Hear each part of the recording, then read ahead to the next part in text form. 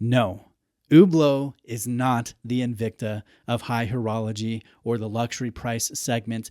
I think some watch collectors like to repeat that phrase. They find it a funny thing to say, but I don't think it's necessarily true. I have a classic Fusion Chrono 42 to showcase today in this video. We're going to talk about this watch and talk about Hublot as a brand. Now, the first classic Fusion debuted 45 years ago, back in 1980, and the name was derived from the fusing of a gold case with a rubber strap, which at the time was extremely uncommon, especially in the luxury market. And Hublot continued with that line of fusion thinking today, as the vast majority of their product catalog is full of the unexpected, full of the bold, envelope-pushing designs, materials, colors, combinations, complications, and you will commonly see carbon, gold, titanium, ceramic, and sapphire cases far more than you would find a basic stainless steel case. And Hublot, they do create interesting in-house movements. They do flyback chronographs. They do retrograde complications. They do tourbillons. So you buy Hublot not because you just want something that's non-traditional. No, you buy Hublot because you want something that screams different, interesting, modern, or innovative in a flavorful way. And because of that, Hublot is simply not for everyone. And I think about Invicta, they're pretty much just a fashion brand selling inexpensive, stylish watches. They're not a watchmaking house. They don't push the boundary in terms of complications or materials. I don't think they could be further from Hublot. To me, I see Hublot more like Richard Mille, only at a more attainable price. Now, thank you to Exquisite Timepieces for lending in this Fusion chronograph for a presentation. Exquisite is a family-owned AD in Florida. They carry Hublot among 60 other brands, everything from Seiko to Parmigiani Fleurier, Tudor, Omega, Grand Seiko, you name it. I recommend Exquisite. I've worked with them for years. I've bought from them many times, and a link is below. Now, let's talk about this specific Hublot, and then talk about the good and the not so good to hopefully bring some perspective to this fairly divisive brand, at least in the eyes of watch collectors. Now, this watch has a grade 5 titanium case. I think the titanium is finished very nicely from a distance. This appears like stainless steel, but it is grade 5 titanium. This has an enlarged blue rubber bezel gasket that functions, yes, as a gasket, but it's also stylistic with parts of it that flare out past this case.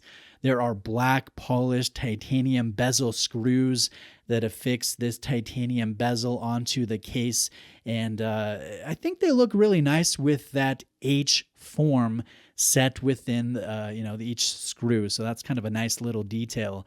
This has a flat sapphire crystal with very nice ARC. I think the ARC is as effective as Breitling and IWC, and sometimes Omega, depending on the model, as industry leaders. This watch has a sunburst blue dial with polished applied markers, polished hands that are beveled, and these different steel tone elements, they really reflect light. They're noticeably great. They're almost gem-like with how much haze and flare and reflections come off of these different angled surfaces.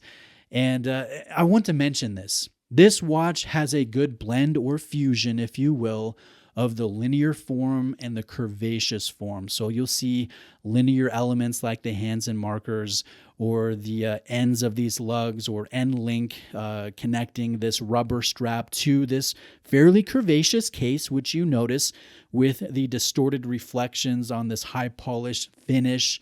I like the blending of the circular and the linear, and I think Hublot has done a pretty good job with that. There is no denying that this watch has powerful wrist presence. It has good details, and this is all by design. Now, what about the not so good? Well, I'd like to talk about the movement.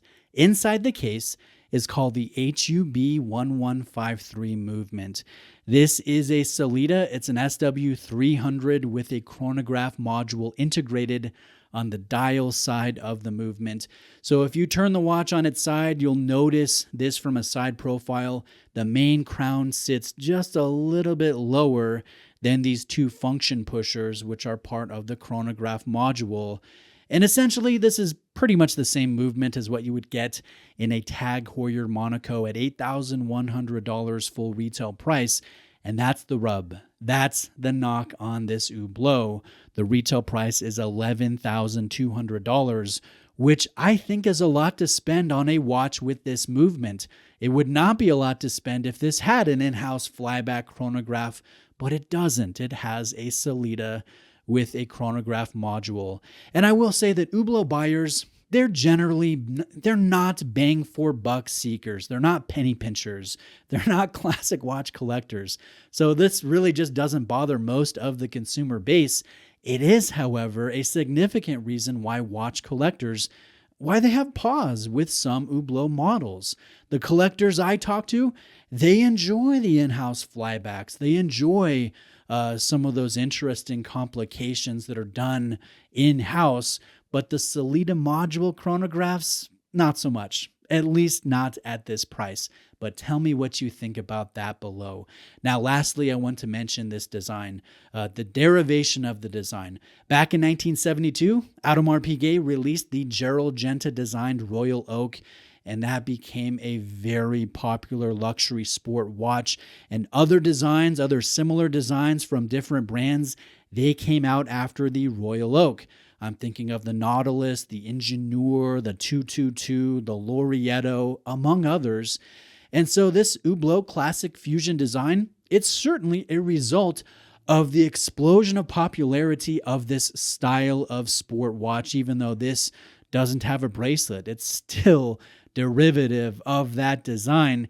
And you might like that or you might dislike that. I will mention that I do enjoy how Hublot has taken this blueprint, this AP Royal Oak blueprint, if you will, and they've expanded it. They've evolved it. They've built upon that in the modern era with designs like the Big Bang, the Spirit of Big Bang, the Square Bang, and the Orlinsky, which I really want to see in person.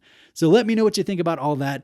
Thank you for watching today. Tell me where I'm off base. Tell me where you think I'm being fair to Hublot and this classic Fusion Chrono. If you're shopping Hublot, I definitely recommend Exquisite Timepieces.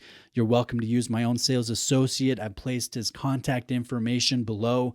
Like this video if you got something from it, and please subscribe for more content like this.